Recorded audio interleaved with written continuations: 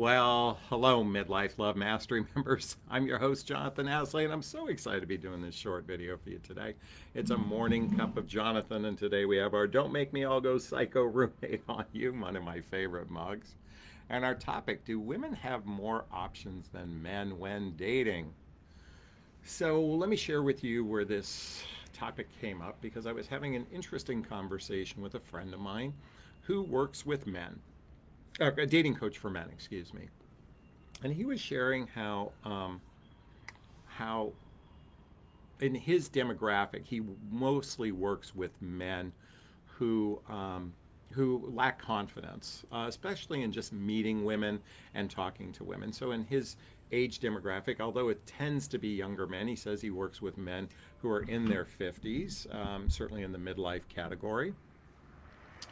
And he was saying how women have more options, and whether it's at age 20 or age 50, he believes.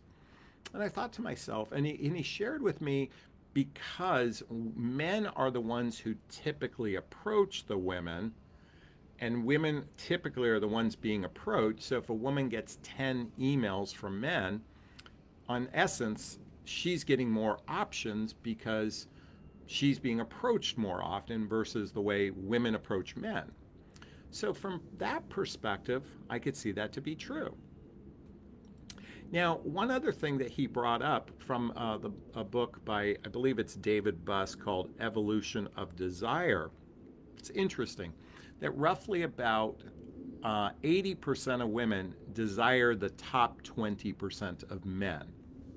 80% of women desire the top 20% of men. Whatever that means, it might be status, it might be looks, whatever, the height, whatever it is that, and I think it's true for the same with men. Men desire the top 20% of women, however that is characterized, whether it's based on looks or whatever that is for them. So it's kind of interesting. It's like the top 20% are the most desirable, if that's true. And according to this book, it is true.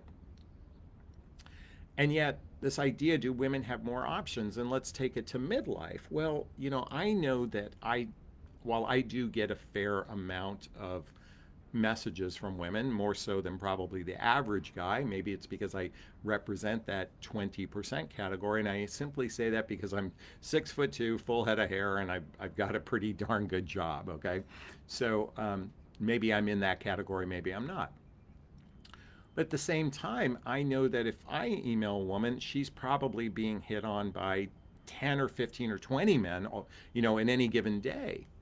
I don't like hit on, I'm sorry. Well, if I message a woman, they might be messaged by men as much. So is that really true? Do women have more options than men? I would say that women tend to believe that they don't as they age. They believe they have less options. Even Paulina Poroskova recently, like in the last 6 months, mentioned that here's this beautiful supermodel, and she says, at age 50 now, she was a supermodel in her youth. She goes, I am invisible to men. And I'm like listening to this, and she's saying how ageism is affecting us, and we need to do something for ageism. I'm like, wait a minute, like, I'd give my right arm to have dated you or date you now, because now that's basically based on the fact that I had a crush on her when I was younger. So this belief that she's invisible, I guarantee you there's a lot of men that would happily date her just purely based on her look. So to say she's invisible seems kind of, atrocious, ridiculous to me. So, and I bet she probably rejects men as well. So this really begs the question in my mind is, why are people rejecting one another? And I hear this habitually from my clientele in the dating realm when they see a man's profile on a dating app and he goes, oh, he's not attractive, and swipe, or what was he thinking writing me? What was he thinking writing me? I hear this. I hear this from women. It almost bothers me that there's this belief that someone is less than you. I really don't like that attitude that's happened. And by the way, men do this as well. So I'm not here to suggest, I don't think men necessarily might say, what was she thinking writing me, if it was someone unattractive. I don't think men just probably judge the looks and they move on, but they don't judge themselves as superior. And I don't know that. I'm just speculating that. They just might have a judgment based on looks. But there's this almost belief from many women that they are superior to the person that they're not attracted to. And can you wonder why there's so much unhappiness and dysfunction if we're coming at this from the perspective of that we're better than someone, that superiority, that specialness. And then it starts to twist. Well, why aren't the men I'm attracted to not interested in me? Why aren't those men interested in me? They must be, all they care about is younger women. All they care about is, looks and status and stuff like that. Well, we just even said that from an evolutionary biology perspective, that actually does happen. And so it's really the quandary. I think the real message in all this is, rather than focusing do women have more options? It really matters. It's not even about options. What is it about you that can attract your partner? What is it about you that can be in a good relationship? Are you in a good state within yourself? Are you happy with yourself? Do you love on yourself? Do you take care of yourself? Are you capable of taking care of yourself in a multitudes of ways? I mean, both physically and financially and emotionally.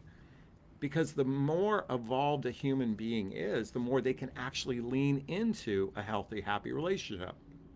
It doesn't mean that I don't even like using the term more evolved. I'm just saying empowered an individual is, the more likely that they'll have greater success in relationship. I think the less empowered a person is, man or woman alike, and they're going to have the major dysfunction in relationship if they haven't learned good communication skills, if they haven't learned to manage their emotions that doesn't come out in a very toxic way, whether a man or woman.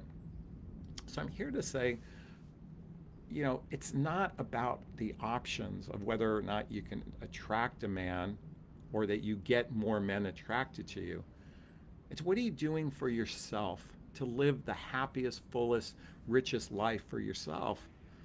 And when you're operating from that place, the right man or woman will gravitate towards you. And it's not based on a timeline. It could happen 1 year before you pass away, or it could happen today, tomorrow. It's not based on a timeline.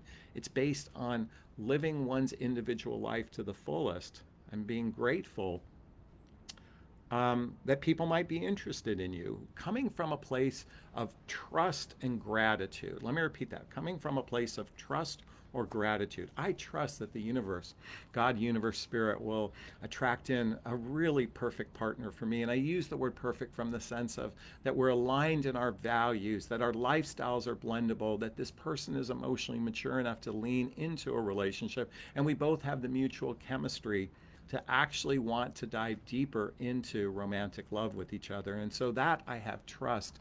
And in that same venue, I have gratitude that I'm living my fullest life, and I'm grateful for all my family and friends and all those people that love me, and I'm in a state of gratitude. And from that state of trust and gratitude, it's not about options. It's about trust and gratitude, and can I lean into that? And when I do, the right person, if there is such a thing as the right person, we'll just use that for right now, will want to, or a good match will want to connect with me. And that's the invitation I have for you all. Hope this is sinking in. I hope this is resonating with you. I'd like to hear your thoughts on this. Please post a comment below if this resonated with you or not. If you have something to add, I'd like to read it. As always, if you find value in the group, please tell your friends about Midlife Love Mastery. Send them to my website, JonathonAslay.com. Have them click the group coaching button so they can join our fantastic group. And I'm going to sign off this video as I always do. First off, giving myself a big, gigantic Jonathon bear hug of self-love. I'm going to reach into the camera and give you a hug of love if that's okay. I'm going to ask you to turn to someone, a pet, a teddy bear, a pillow, and give it or them a hug of love, because hugs are a great source of love. And let's face it, we could all use more love in our lives. Thanks a bunch. Bye-bye now. Bye-bye.